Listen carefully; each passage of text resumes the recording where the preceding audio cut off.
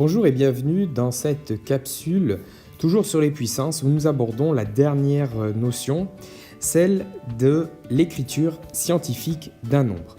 Donc, il y a quelques prérequis à bien maîtriser pour connaître l'écriture scientifique, c'est de bien connaître les puissances de 10, parce que ce sont elles qui sont à la base de l'écriture scientifique. Alors, la notation scientifique d'un nombre décimal différent de 0 est la seule écriture de la forme a fois 10 puissance n. Il faut aussi que a soit un nombre décimal avec un seul chiffre autre que 0 avant la virgule, c'est-à-dire 1, 2, 3, 4, 5, 6, 7, 8 ou 9, et n un entier relatif, c'est-à-dire un nombre positif ou négatif, mais entier.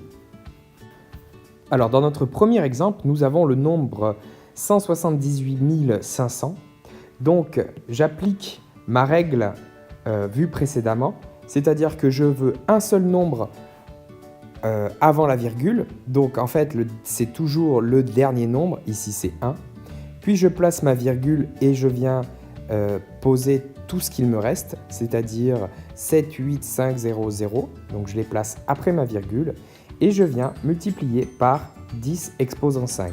Alors pourquoi exposant 5 ? Tout simplement parce que si je me place à cet endroit au nombre de départ, je compte le nombre de rangs de décalage de virgule. Donc ici 1, 2, 3, 4 et 5. Bien évidemment, j'ai ici 2 zéros qui sont inutiles. Donc ce n'est pas la peine de les noter.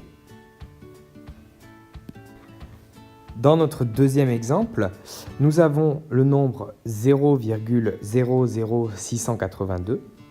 Donc, toujours pareil, je viens remplir les conditions pour l'écriture scientifique et donc je viens placer un nombre différent de 0 avant la virgule, ici c'est 6. Je continue après la virgule d'écrire les nombres qui restaient, donc il me restait 82, donc je les écris après la virgule, fois 10 puissance, et donc pour déterminer mon exposant moins 3, je compte sur mon nombre de départ le nombre de rangs de décalage. Donc comme ici je décale vers la droite, mon exposant sera négatif.